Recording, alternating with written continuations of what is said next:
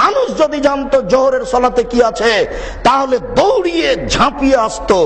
যেহেতু জোহরের সালাতে কি আছে জানে না, এই জন্য দৌড়িয়ে আসে না, ঝাঁপিয়ে আসে না, চেষ্টা করে না। তিনি বলেন ওয়ালা ইয়ালামুনা মা ফিল ফাজর ওয়াল ইশায়ে লা তাহুমা ওয়ালাউ কানা হাবওয়ান।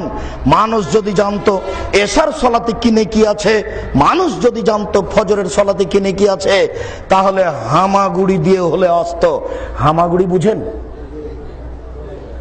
হামাগুড়ি দিয়ে হলো আসতো। এক এক এলাকায় এক এক রকম কথা। বাচ্চারা যখন হাঁটতে শিখে তার পূর্ব মুহূর্তে হামাগুড়ি দিয়ে চলে। হামাগুড়ি দিয়ে হলো আসতো। তো মানুষ আসে না কেন? জানে না। এই জন্য বিষয়টি আল্লাহ রাসূল আরো কঠিন করে পরে উল্লেখ করেছেন। তিনি বলেছেন লাইসা সালাতুন। আবু হুরায়রা রাদিয়াল্লাহু তাআলা আনহু বলেন রাসূল সাল্লাল্লাহু আলাইহি ওয়াসাল্লাম বলেছেন লাইসা সালাতুন আসকালা আলাল মুনাফিকিনা মিনাল ফাজর ওয়াল ইশায়ে ওয়ালা ইয়ালামুনা মা ফিহিমা লা আতাহুমা ওয়ালাউ কানা হাবওয়ান। সবচেয়ে ভারী সালাত মুনাফিকের উপরে ফজরের সালাত আর এশার সালাত। সবচেয়ে ভারী সালাত মুনাফিকের উপরে ফজরের সালাত আর এশার সালাত। এদিকে দেখেন, এই ছেলে দেখো এদিকে, তোমার ভিতরে মুনাফিকি আছে। বক্তব্যের সাথে মুনাফিকি করবে না জিন্দেগিতে।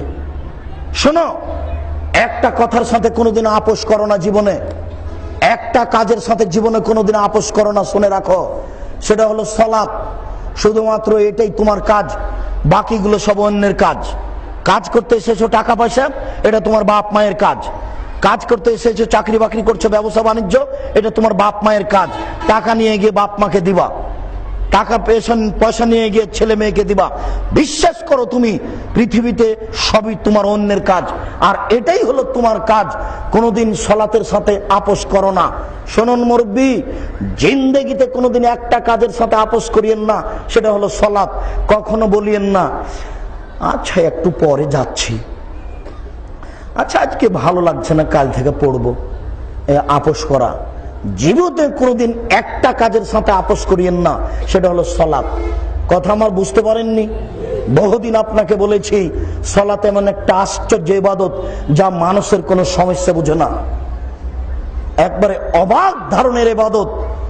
এই কারণেই সেই কালে ইমাম আহমদ ইবনে হাম্বল রাহিমাহুল্লাহ বলেছেন অলসতা করে যদি কেউ এক ওয়াক্ত সালাত ছেড়ে দেয় তাহলে তাকে হত্যা করতে হবে। এই কারণেই সেই কালে ইমাম আবু হানিফা রাহিমাহুল্লাহ বলেছেন অলসতা করে যদি কেউ এক ওয়াক্ত সালাত ছেড়ে দেয় তাহলে জেলখানায় বন্দি করে পিটিয়ে সালাত আদায় করাতে হবে। বর্তমান আরবি বিদ্বানগণ এখন বলছেন স্বামী নামাজ পড়ে স্ত্রী পড়ে না, স্ত্রী নামাজ পড়ে স্বামী পড়ে না, তাহলে বিভাগ কেটে গেছে। চেয়ারম্যান লাগে না, মেম্বার লাগে না, খাতা কলম লাগে না, কাজী লাগে না, এমনিতেই গেছে। আরবি বিদ্বানগণ আরো বলছেন বেনামাজে যদি মারা যায় তাহলে তাকে মুসলমানের কবরস্থানে কবর দিতে হবে না, ওকে ফেলে দিতে হবে শ্মশান ঘাটে।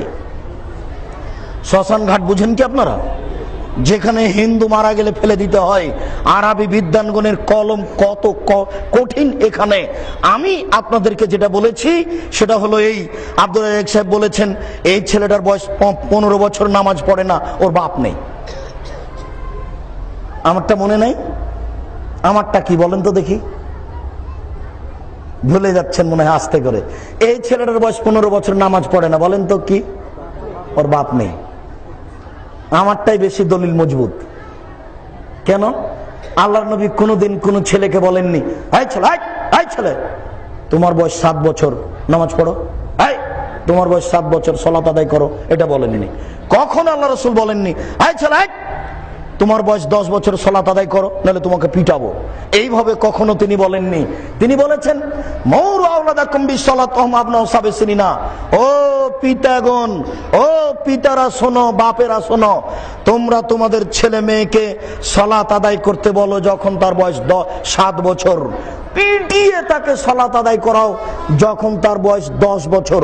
আল্লাহর নবী ছেলেটাকে বললেন না, তার পিতাকে বললেন? আমারটাই ঠিক। এই ছেলেটার বয়স 15 বছর, সালাত আদায় করে না, তার বাপ নেই, এ কথাই ঠিক। বাপ বেঁচে আছে, ছেলে সালাত আদায় করবে না, এটা হতে পারে না। বাপ বেঁচে আছে, ছেলে সালাত আদায় করবে না, এটা হতে পারে না।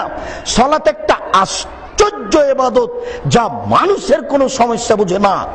ও আকাশে আছে না পাতালে আছে, না পরনে কাপড় আছে না নেই, না গাড়িতে শিকল ধরে আছে ঠেলে ঠেল মানে না, না দৌড়িয়ে যাচ্ছে, কোন সমস্যা বুঝে না। সেই ইবাদতের নাম সালাত। মনে রাখবেন, এই ছেলে তুমি দোকানের সামনে বসে আছো, আড্ডা পিটছো, আজান হয়ে গেছে, আচ্ছা বাড়িতে পড়ে নেব, আচ্ছা পরে একাই পড়ে নেব, তুমি মুনাফিক। এশার সালাত সবচেয়ে ভারী কার উপরে? মুনাফিকের উপরে। আর যারা গ্রামে আছি তারা তো আছি, যারা ঢাকা শহরে আছেন, নব ভাইরা যারা ঢাকা শহরে থাকছেন, তাদের অনেকের কাছেই সবচেয়ে ভারী সালাত হলো ফজর। বাপরে বাপ, প্রায় 3টায় ঘুমিয়েছে, সকাল 8টায় উঠে মোবাইলে বলছে ভাই 4 ওয়াক্ত সালাত তো আদায় করতে পারি, কিন্তু ফজরটা হয় না। ও মুনাফিক।